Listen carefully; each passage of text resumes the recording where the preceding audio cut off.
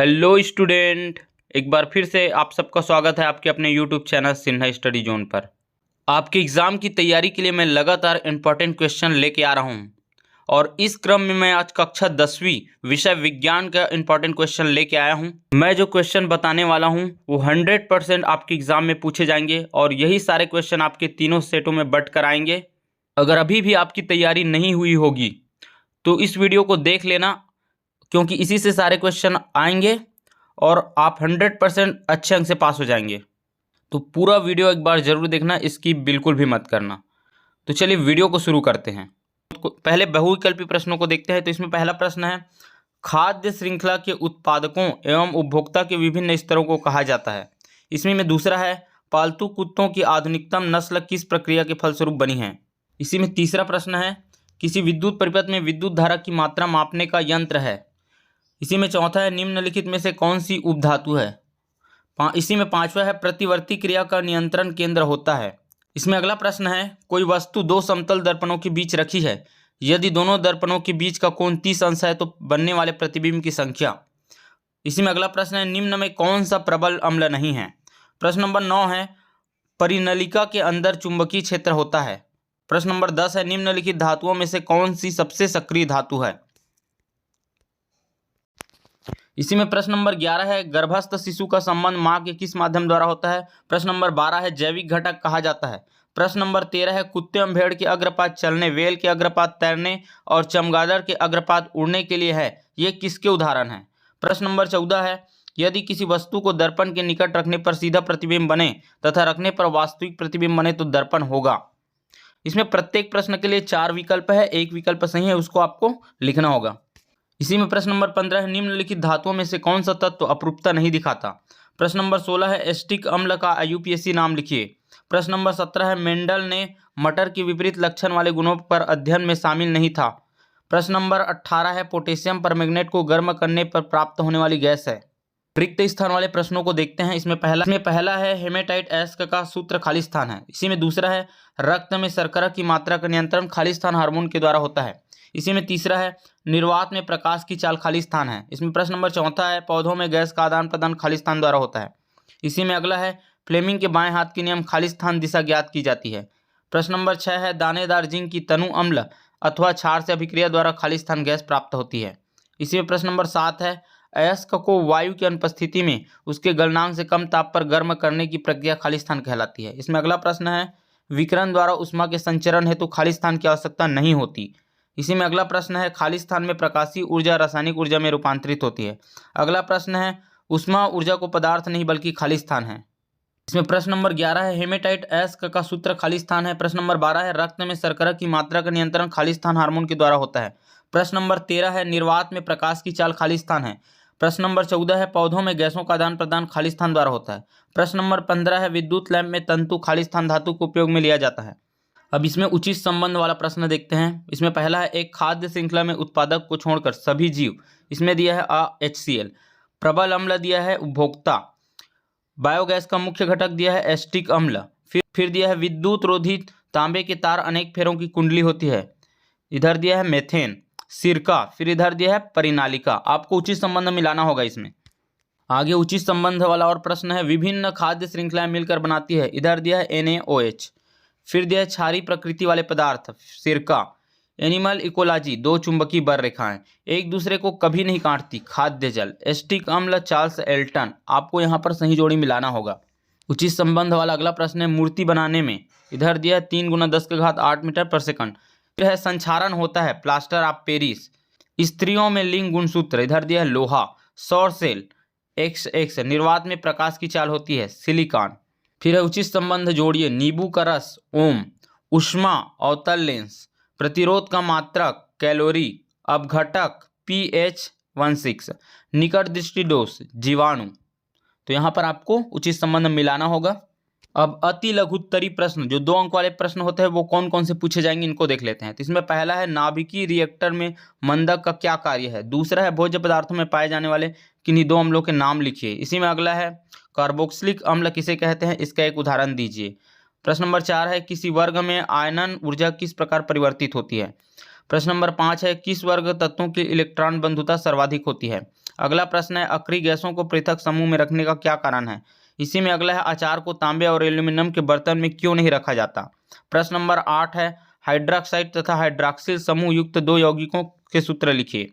प्रश्न नंबर 9 है किण्वन की परिभाषा लिखिए। प्रश्न नंबर 10 है रेखीय प्रसार गुणांक क्या है। प्रश्न नंबर 11 RH कारक किसे कहते हैं। प्रश्न नंबर 12 है रुधिर क्या है। प्रश्न नंबर 13 है प्रकाश संश्लेषण की परिभाषा लिखिए। प्रश्न नंबर 14 है मनुष्य में पाए जाने वाले अंतःस्रावी ग्रंथियों के नाम लिखिए। प्रश्न नंबर 15 है किन्हीं दो पादप हार्मोन के नाम लिखिए। प्रश्न नंबर 16 है आयतन प्रसार गुणांक क्या है। प्रश्न नंबर 17 है मुकुलन क्या है। प्रश्न नंबर 18 है पुनरुद्ध भवन किसे कहते हैं। प्रश्न नंबर 19 है क्या आंवल गर्भ में पल रहे बच्चों के लिए अनिवार्य है, क्यों। प्रश्न नंबर 20 है किसी पारिस्थितिक तंत्र में अपघटकों की भूमिका लिखिए। प्रश्न नंबर 21 है पारिस्थितिक तंत्र की परिभाषा लिखिए। प्रश्न नंबर 22 है बेकिंग पाउडर किसे कहते हैं, किस प्रकार केक के मुलायम और स्पंजी बनाता है। फिर प्रश्न नंबर 23 है नाभिकीय रिएक्टर क्या है। प्रश्न नंबर 24 है रंध्र के कोई दो कार्य लिखिए। प्रश्न नंबर 25 है युक्ति का नाम लिखिए जो सूर्य के प्रकाश को बिजली में परिवर्तित करता है। प्रश्न नंबर 26 है ऊर्जा संरक्षण का नियम लिखिए। प्रश्न नंबर 27 है बायोगैस क्या है, इसके दो घटक लिखिए। प्रश्न नंबर 29 है पोषक स्तर किसे कहते हैं। प्रश्न नंबर 30 है जीवमंडल में ऊर्जा का 10% नियम क्या है। प्रश्न नंबर 31 है जीव भार किसे कहते हैं। प्रश्न नंबर 32 है एक घास परितंत्र का आरेख बनाइए। प्रश्न नंबर 33 है सीमेंट में जिप्सम क्यों मिलाया जाता है। प्रश्न नंबर 34 है गैस से भरा गुब्बारा आग के पास लाने से फूट जाता है, क्यों।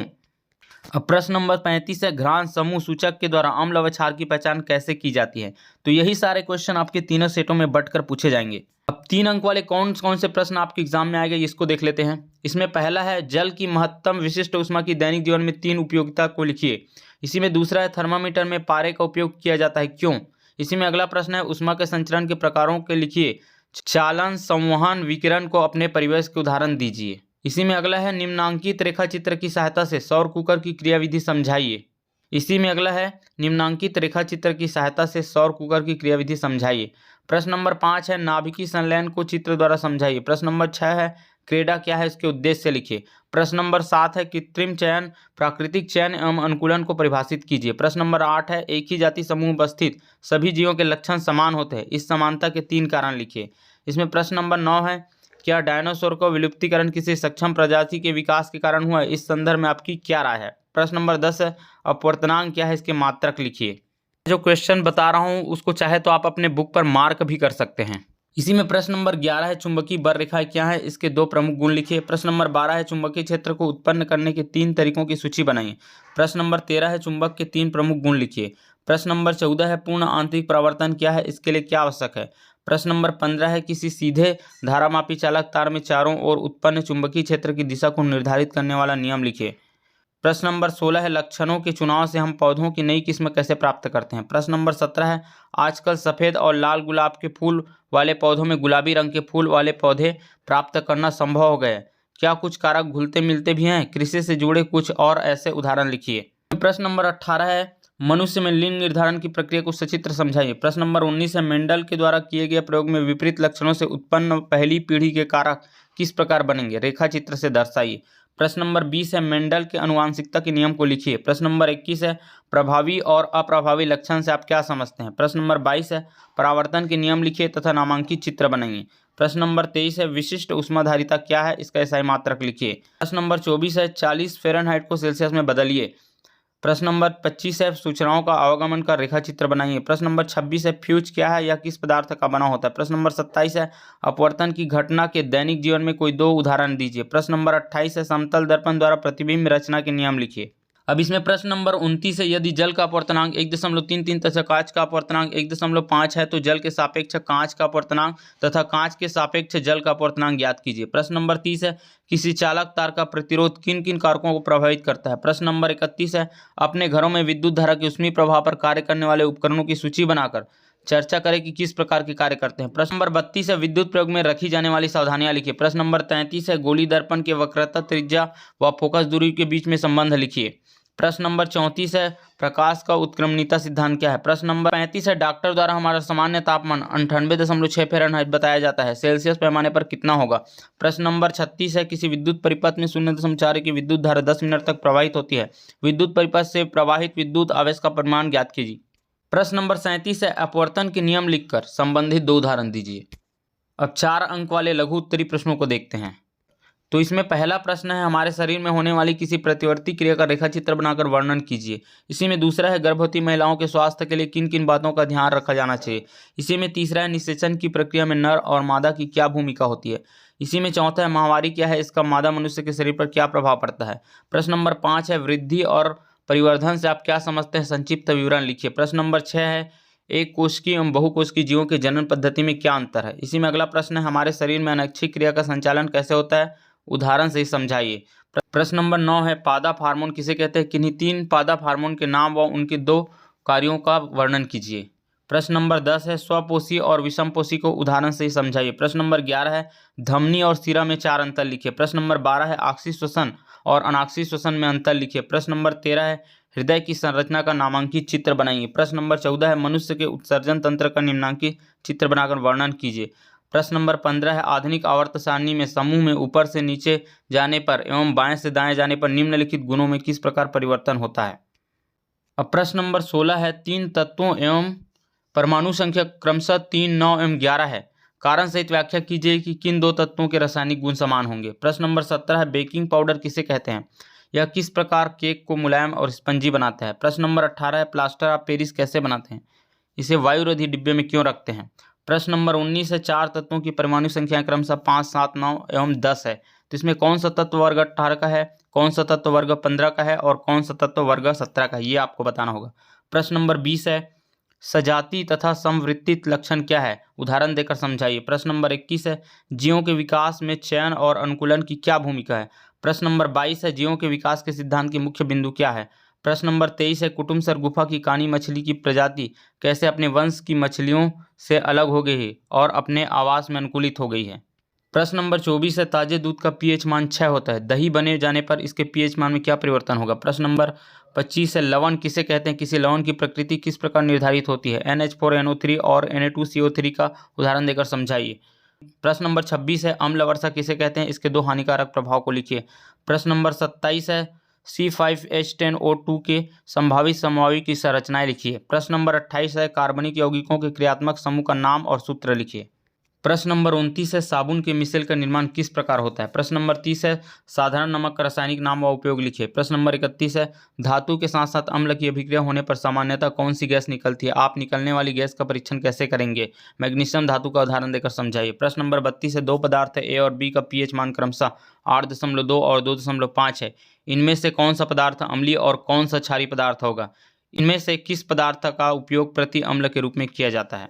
प्रश्न नंबर 33 है हाइड्रोजन को किस समूह तथा किस आवर्त में रखना चाहिए, तर्क दीजिए। अब 5 अंक वाले प्रश्न जो आपके क्वेश्चन नंबर 15 और 16 में पूछे जाएंगे उनको देख लेते हैं। तो इसमें पहला प्रश्न है उत्क्रमणिका का सिद्धांत क्या है, सचित्र समझाइए। इसी में दूसरा है तालाब में मछली वहां स्थित नहीं होती जहां दिखाई देते, क्यों, उदाहरण दीजिए। प्रश्न नंबर 3 है प्रिज्म द्वारा प्रकाश के अपवर्तन की घटना को समझाइए। प्रश्न नंबर 4 है लेंस की अभिसारी एवं अपसारी प्रकृति की व्याख्या कीजिए। प्रश्न नंबर 5 है उत्तल दर्पण से 30 सेंटीमीटर दूरी पर रखे वस्तु का प्रतिबिंब 10 सेंटीमीटर दूर बनता है, उत्तल दर्पण की फोकस दूरी ज्ञात कीजिए। प्रश्न नंबर 6 है गोली दर्पण के लिए निम्न को परिभाषित कीजिए, वक्रता केंद्र, वक्रता त्रिज्या, ध्रुव द्वारा फोकस दूरी।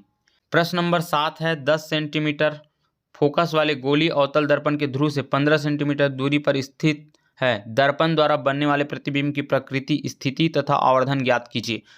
प्रश्न नंबर 8 है बताइए कि आप समतल, अवतल तथा उत्तल दर्पणों की स्पर्श करके वह प्रतिबिंब देखकर किस प्रकार करते हैं। प्रश्न नंबर 9 है विद्युत मोटर का वर्णन निम्नांकित शीर्षकों के अंतर्गत कीजिए। पहला है नामांकित चित्र, दूसरा सिद्धांत, तीसरा कार्यविधि। प्रश्न नंबर 10 है किसी दंड चुंबक के उत्तरी ध्रुव को भौगोलिक उत्तर की ओर रखकर चुंबकीय बर रेखाएं खींचने संबंधी प्रयोग का वर्णन निम्नांकित बिंदुओं के अंतर्गत कीजिए। पहला प्रायोगिक चित्र, दूसरा प्रयोग विधि और तीसरा सावधानियां। प्रश्न नंबर 11 है विद्युत जनित्र का वर्णन निम्नांकित शीर्षकों के अंतर्गत कीजिए। नामांकित चित्र, सिद्धांत और कार्यविधि। प्रश्न नंबर 12 है ओम के नियम को अपने शब्दों में लिखो। I और V के बीच ग्राफ खींचकर दोनों के संबंध को स्थापित करें। प्रश्न नंबर 13 है प्रतिरोधक PQR के लिए विभव के बीच खींचा गया ग्राफ चित्र में प्रदर्शित है, इन प्रतिरोध को ज्ञात कीजिए, इनमें क्या अनुपात है, अर्थात P अनुपात Q अनुपात R क्या होगा, ये आपको बताना होगा। प्रश्न नंबर 14 है पुष्प में परागन से लेकर भ्रूण निर्माण तक जनन की क्रियाविधि को सचित्र समझाइए। प्रश्न नंबर 15 है कोई विद्युत रिधि तांबे के तार की कुंडली को किसी धारामापी से जोड़िए, क्या होगा दंड चुंबक को? पहला, कुंडली में धकेला जाए, दूसरा, कुंडली के भीतर स्थिर रखा जाए, और अगला है कुंडली के भीतर से बाहर खींचा जाए। अब प्रश्न नंबर 16 है, अधातुओं एवं धातुओं की भौतिक गुणों की तुलना कीजिए। इसी में दूसरा है, अधातुओं का एक समूह रासायनिक अभिक्रिया में भाग नहीं लेता, यह समूह क्या कहलाता है और ये तत्व क्रियाशील क्यों नहीं होते? इसमें प्रश्न नंबर 17 है, वायुमंडल में सबसे अधिक मात्रा में पाई जाने वाली गैस के संबंध में निम्न बिंदुओं के अंतर्गत लिखिए। इसी में पहला है, खनिज और अयस्क में 3 अंतर लिखिए। अगला है, गाला क्या है, उनके दोनों प्रकार का उदाहरण दीजिए। अब प्रश्न नंबर 18 है, मनुष्य में मूत्र निर्माण और उसका निष्कासन क्यों आवश्यक है? इसी में दूसरा है, दोहरा परिसंचरण तंत्र को सचित्र समझाइए।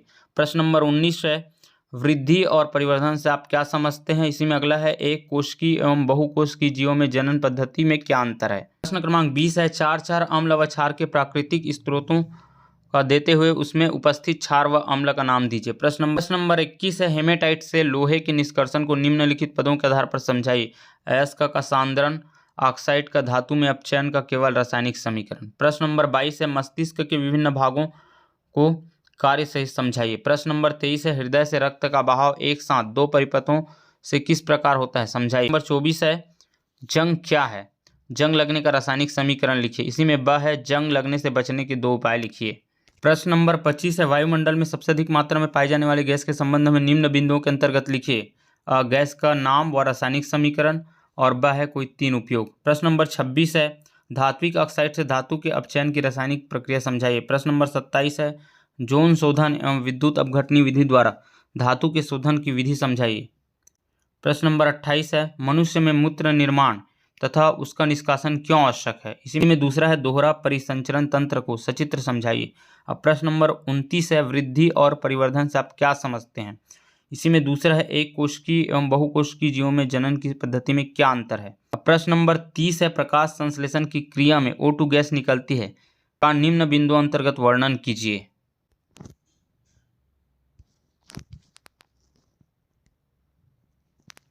इसमें पहला बिंदु है आवश्यक सामग्री, दूसरा है उपकरण का चित्र, तीसरा प्रयोग विधि का सिद्धांत, चौथा है रासायनिक समीकरण और इसी में 5वां है सावधानियां।